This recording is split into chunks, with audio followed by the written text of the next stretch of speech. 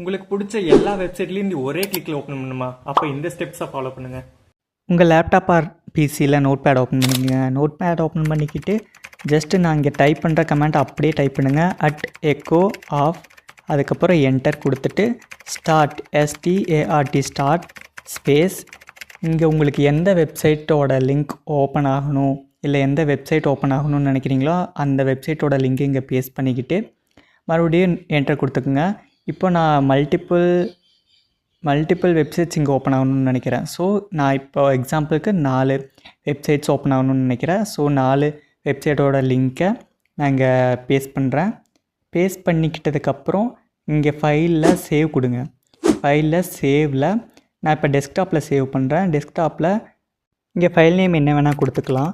நான் எக்ஸாம்பிளுக்கு web pages அப்படின்னு போட்டு .bat அப்படிங்கிற ஃபார்மேட்டில் சேவ் பண்ணிக்கிறேன்.